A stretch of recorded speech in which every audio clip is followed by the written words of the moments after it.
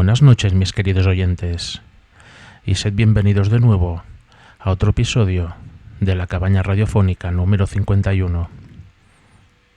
En este episodio os voy a hablar de la cárcel del fin del mundo. En el extremo más austral del planeta, donde el viento corta como cuchillas y la nieve parece no tener fin, se alzó una de las prisiones más temidas de América Latina. Un lugar pensado para que nadie escapara, no por barrotes imposibles ni muros gigantescos, sino por la geografía misma, por un entorno salvaje que transformaba la libertad en condena de muerte.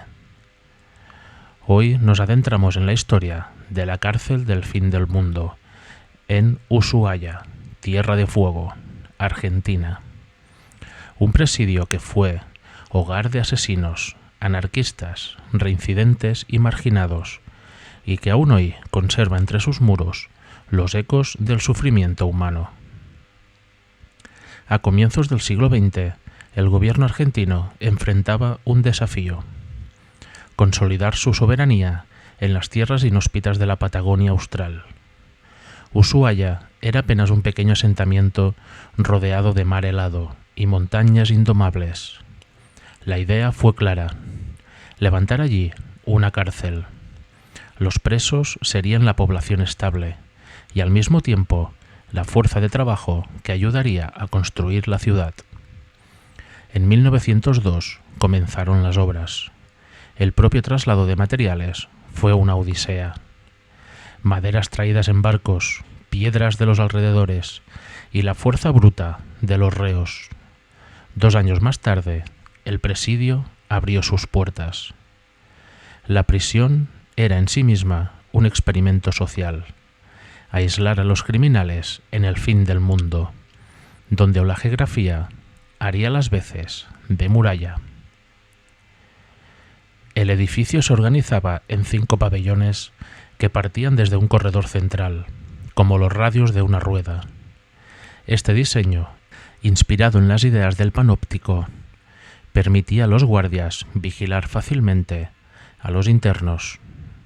Las celdas eran estrechas, de piedra fría, sin calefacción. El clima extremo de Ushuaia convertía cada noche en un suplicio. En invierno la temperatura descendía a varios grados bajo cero y los reclusos dormían con la ropa puesta, temblando, cubiertos con mantas insuficientes. Muchos enfermaron de pulmonía, bronquitis y otras dolencias respiratorias. A la cárcel del fin del mundo fueron a parar todo tipo de reclusos, desde criminales comunes hasta presos políticos. Entre los más célebres se encuentran Simón Radowitzki, un joven anarquista que en 1909 atentó contra el jefe de policía Ramón Falcón. Su caso generó simpatía entre algunos sectores sociales, pero su destino fue el presidio austral. Varios asesinos reincidentes, ladrones peligrosos y reclusos que las autoridades consideraban imposibles de reinsertar. También hubo presos con enfermedades mentales, que eran mezclados en las mismas celdas con asesinos. La cárcel pronto se ganó la fama de ser la Siberia argentina, un lugar donde el exilio equivalía al olvido. La vida en la prisión no se limitaba al encierro. Los reclusos eran obligados a trabajar y sus tareas moldearon el futuro de Ushuaia. Construyeron calles, casas, hospitales y oficinas públicas. También levantaron el muelle y colaboraron en obras civiles que aún hoy permanecen. Pero sobre todo fueron los responsables del ferrocarril del fin del mundo, un tren que originalmente servía para transportar madera y materiales desde los bosques cercanos hasta la ciudad. Hoy ese mismo tren funciona como atracción turística, llevando visitantes por el mismo trayecto que recorrieron los condenados. El trabajo era forzado, bajo condiciones climáticas extremas y con vigilancia constante. Para muchos, el cansancio y el frío eran un castigo adicional. El frío, la humedad y el hambre eran los castigos permanentes, pero la disciplina era férrea y brutal. Los guardias aplicaban sanciones, como el aislamiento en celdas de castigo, donde los presos permanecían días enteros en completa oscuridad. Otros eran encadenados o privados de alimento como medida disciplinaria.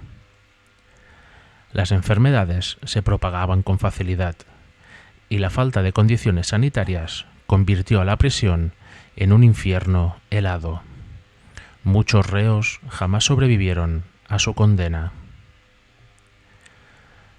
Aunque el presidio estaba rodeado por montañas, bosques y el canal Beagle, hubo quienes intentaron escapar.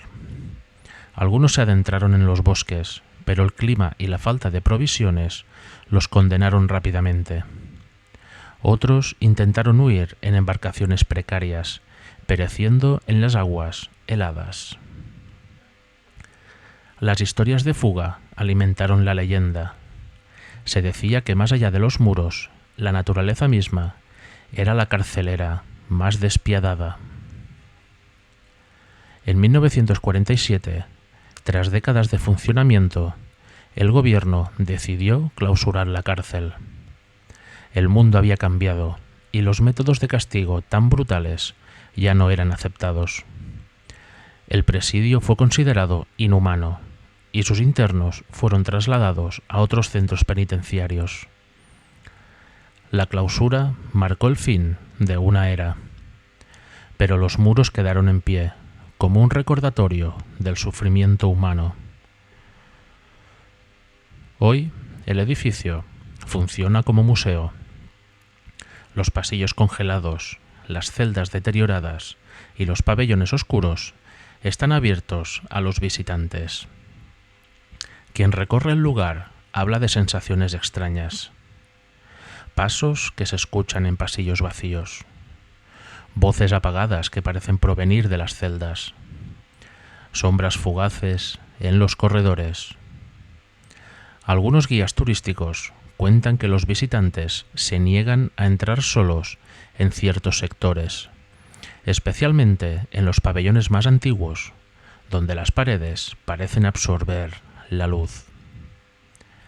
El ambiente es tan pesado que muchos lo consideran un sitio embrujado, una prisión donde los ecos del sufrimiento humano nunca se extinguieron.